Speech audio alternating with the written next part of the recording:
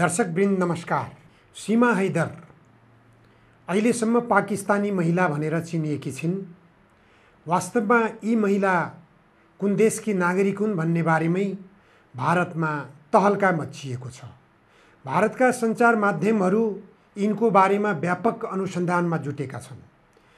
यिनी सचिन भन्ने एकजना युवासँग प्रेममा जोडिएको भनेर यिनले आफै खुलासा गरिरहेकी छिन् र ती सचिन नामका रेखा पात्रले पनि आफू सीमासँग प्रेममा जोडिएको भनेर खुलासा गरेका छन्। यिनको रहस्य क्रमिक रूपमा खुलासा हुँदैछ। यी महिला सम्पूर्ण भारत सरकारको निम्ति रहस्यमयी पात्रको रूपमा देखा परेकी छिन्। भारत र पाकिस्तान बीचको द्वन्द्वको कारणले गर्दा एकले अर्काप्रति अविश्वास गर्ने वातावरण बनिरहेको छ। सानो कुनै घटना घट्यो भने त्यसप्रति ठुला ठुला शङ्काहरू उत्पन्न हुने गर्छन्। पाकिस्तानमा हिन्दू मन्दिरहरूमा मुस्लिमहरूबाट आक्रमण भइरहेको छ। त्यो आगो भारतका मस्जिदहरूमा पनि सल्किन सक्छ। त्यसले गर्दा भारत र पाकिस्तान बीचको द्वन्द्व नराम्रोसँग चुलिन सक्ने र त्यसले व्यापक हिंसात्मक गतिविधिको मोड लिने सम्भावना बलियो देखा पर्दैछ। भारत प्रहरीले निकै गहिरो अनुसन्धान गर्दैछ सीमा हैदरको बारेमा। सीमा हैदर पाकिस्तानी महिला हुँदाहुँदै पनि उनले मुस्लिम धर्मबारेमा आफू धेरै विषयहरूमा अज्ञान रहेको भनेर बयानहरूमा खुलासा गरेकी छिन् र अन्तर्वार्ताका क्रममा पनि उनले विभिन्न पत्रकारहरूसँग बोल्दै गरेकी छिन्। तर उनको प्रेम जुन युवासँग भएको छ, ती युवा अन्तर्वार्ताका क्रममा त्यति खुलेर बोल्न पनि सकिरहेका छैनन्, अड्किँदै बोल्ने गरिरहेका छन्। तर सीमा हैदरको प्रस्तुति यस्तो परिपक्व प्रस्तुति लाग्छ कि उनी सयौं पटक क्यामेराहरूसँग फेस गरेकी महिला हुन्। उनी परिपक्व खारिएकी महिला हुन्। सञ्चार क्षेत्रमा उनको विशेष दखल छ। तर उनी स्वयं भन्दै छिन्, मैले 5 कक्षा मात्र पास गरेकी छु।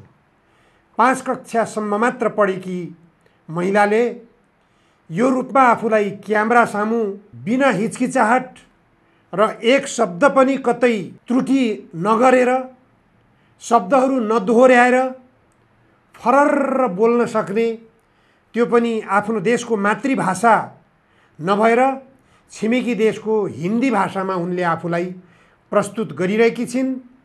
उनी बोल्ने क्रममा उर्दू शब्द बिल्कुलै प्रयोग भइरहेको छैन। भारतको अनुसन्धान यही विषयमा अल्मलिरहेको छ। यी वास्तविक पाकिस्तानी हुन् कि हैनन्? पाकिस्तानी महिला हुन् भने 4-4 जना बच्चाहरू लिएर यी कसरी नेपाल आइन्? काठमाडौँमा कहाँ बसिन्? खुलासा भइरहेको छ काठमाडौँको कुनै एउटा होटेलको 204 नम्बर कोठामा यी बसेकी हुन्। भारत प्रहरीले खुलासा गरेको छ। तर कुन होटेलको 204 नम्बर कोठा हो, यो विषयमा भारत प्रहरीले र भारतका सञ्चार माध्यमहरूले पनि खुलासा गरिरहेका छैनन्।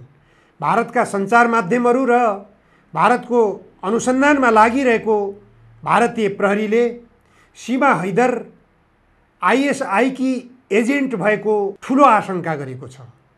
आइएसआई को एजेन्टको रूपमा उनी यदि भारतमा प्रवेश गरेकी भए बुझ्नुपर्ने हुन्छ 4-4 जना बच्चाहरूलाई लिएर खुला रूपमा आफूभन्दा 7 वर्ष कम उमेरको शब्दहरू पनि चयन गर्न नसक्ने एउटा पात्रलाई पतिको रूपमा चयन गरेर अथवा प्रेमीको रूपमा चयन गरेर उनी भारत प्रवेश गर्नुपर्ने आवश्यकता किन हुन्छ? यस विषयमा भारत प्रहरीको अनुसन्धान जारी छ।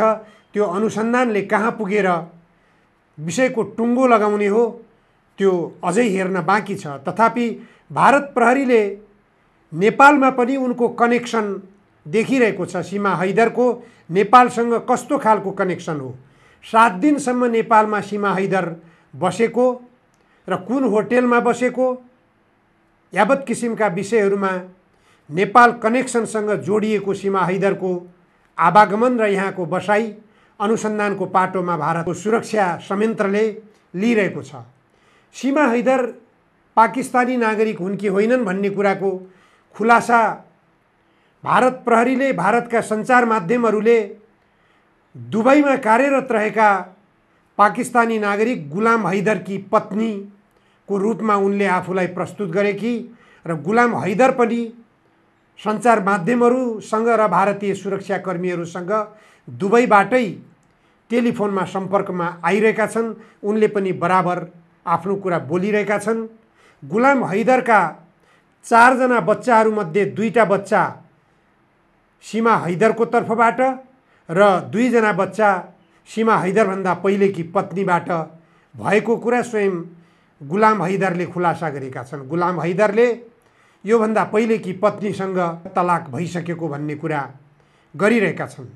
गुलाम हैदरले आफ्ना 4वटा बच्चाहरूलाई भारत सरकारले पाकिस्तान फिर्ता गराउने प्रयास गरोस्, मैले भरणपोषण गर्छु मेरा बच्चाहरूलाई भन्ने कुरो गरिरहेका छन्। तर यता सीमा हैदरले म यी 4 बच्चालाई म फिर्ता पठाउन चाहन्न, यी 4 बच्चालाई मैले फिर्ता पठाएँ भने यी बच्चाहरूको बिजोग हुन्छ, यी बच्चाहरूको बिचल्ली हुन्छ भन्ने कुरा उनले बोलिरहेकी छिन्। यी बच्चाहरूमध्ये 2वटा बच्चाको यिनलाई चासो हुनु स्वाभाविक हुन्छ, तर 2टा बच्चा गुलाम हैदरको पहिलेको पत्नीबाट भएको कारणले गर्दा अरू 2वटा बच्चाहरूप्रति सीमा हैदरको चासो किन भएको छ, यो पनि एउटा प्रश्न उठिरहेको छ भारतीय सुरक्षा संयन्त्र मार्फत। भारतीय सञ्चार माध्यमहरूले सीमा हैदरको बारेमा निकै सनसनीपूर्ण समाचार प्रकाशन गरिरहेका छन्, प्रसारण गरिरहेका छन्।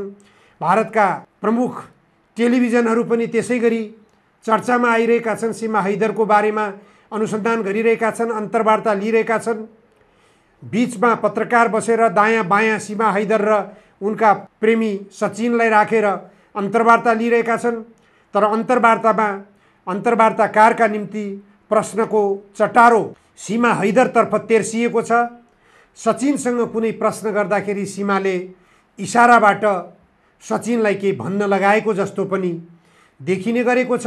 यसबाट स्पष्ट हुन्छ सचिनभन्दा सीमा हैदर धेरै कैयौँ गुणा चलाक छिन् र कैयौँ गुणा अभ्यस्त पनि छिन् क्यामेरा फेस गर्ने कुरामा, पत्रकारहरूसँग प्रश्नोत्तरको क्रममा, प्रस्तुत हुने क्रममा। यसैबाट भारत प्रहरी हैरान भएको छ। यो हैरानीबाट उन्मुक्ति पाउन भारत प्रहरीले पाकिस्तान सरकारसँग पनि, दिल्ली स्थित पाकिस्तानी दूतावाससँग पनि सहयोग लिइरहेको कुरा सुनिएको छ। एउटी महिलाको कारणबाट भारतको 1.5 अर्ब जनसङ्ख्या भएको भारत सरकारको निम्ति ठुलो सुरक्षाको चुनौती भइरहेको छ। यो सबभन्दा गम्भीर र चासोको विषय यदि कसैलाई हुनुपर्ने हो भने नेपालको निम्ति हुनुपर्ने हो, किनभने नेपाल हुँदै ती महिला पाकिस्तान पुगेकी छिन्। एक अर्को कुरा, 2-4 वर्ष अगाडि रोहिङ्ग्या शरणार्थीहरूको आगमन यहाँ भएको थियो। भारतको दिल्ली हुँदै 4 जना बच्चाहरूका साथमा 1 जना रोहिङ्ग्या महिला पनि नेपालमा आइपुगेकी थिइन्। यो निकै चर्चाको विषय बनेको थियो। तर ती महिलाको बारेमा जसरी अहिले भारतले चासो गरिरहेको छ, ती जसरी सीमा हैदर आइएसआईको एजेन्ट हुन सक्दछिन्, त्यसै गरी रोहिङ्ग्या शरणार्थीको रूपमा दिल्ली हुँदै नेपाल भित्रिएकी ती महिला र उनका बालबच्चाहरू नेपालको निम्ति आशंकाको विषय किन बनेनन्? उनीहरू रहका एजेन्ट हुनुपर्ने तर्फ नेपालको प्रहरी, नेपालको गुप्तचर निकाय, राष्ट्रिय अनुसन्धान विभाग किन यसतर्फ चासो देखाएन? यो गम्भीर विषय हो। अझ भन्ने हो भने भारतीय नागरिकहरूलाई निर्बाध नागरिकता उपलब्ध गराउने नेपाल सरकारको नीति भए अनुरूप भर्खरै मात्र नागरिकता विधेयक लागू भइरहेको छ। लागू हुनु नपर्ने नागरिकता विधेयक लागू भइरहेको छ। जन्मको आधारमा नागरिकता प्राप्त गरेका भारतीय नागरिकहरूलाई उनका सन्तानको नाममा वंशजको नागरिकता उपलब्ध गराउने अभियान अन्तर्गत नेपाल सरकार त्यसमा सङ्कल्पित भएर लागेको छ। यो गम्भीरताले नेपालमा हजारौँको सङ्ख्यामा, लाखौँको सङ्ख्यामा भारतले आफ्नो देशको गुप्तचर संस्थाका कर्मचारीहरूलाई यताको नागरिकता उपलब्ध गराउन सक्छ कि सक्दैन? खुला सिमानाको यसरी दुरुपयोग हुन सक्छ कि सक्दैन? अहिले सीमा हैदरको प्रकरणबाट भारत सरकारले नेपाल र भारत बीचको सीमा बन्द गर्नुपर्छ भन्ने कुरा पनि भारतका पत्रकारहरूबाट उठिरहेको छ। भारतका सुरक्षा निकायका दिग्गज व्यक्तिहरूले सञ्चार माध्यममा आफूहरूलाई प्रस्तुत गर्ने क्रममा बोलिरहेका छन्। निश्चित रूपमा त्यसैगरी भारत हुँदै नेपालमा विदेशी रोहिङ्ग्या लगायतका अन्य विभिन्न देशका नागरिकहरू, बांग्लादेशी नागरिकहरू समेत नेपालमा प्रवेश गरेका पनि दृष्टान्तहरू हामीहरूले पाएकै छौँ। यी दृष्टान्तहरूलाई महसुस गरेर नेपाल र भारत बीचको आवागमनलाई केही व्यवस्थित गर्न आवश्यक छ भन्ने कुरा धेरै पहिलेदेखि नेपालका तर्फबाट आवाज उठ्दै आएको हो।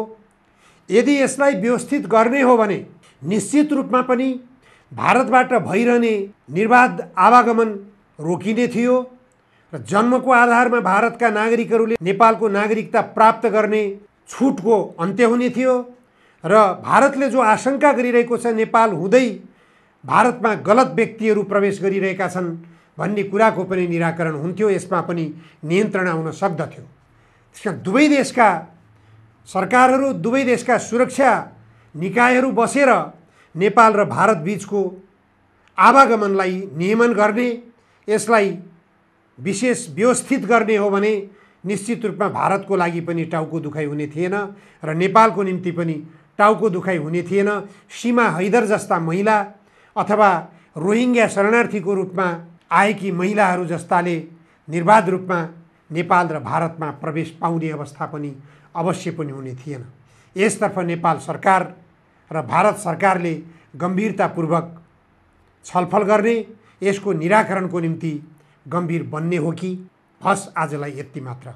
धन्यवाद, नमस्कार।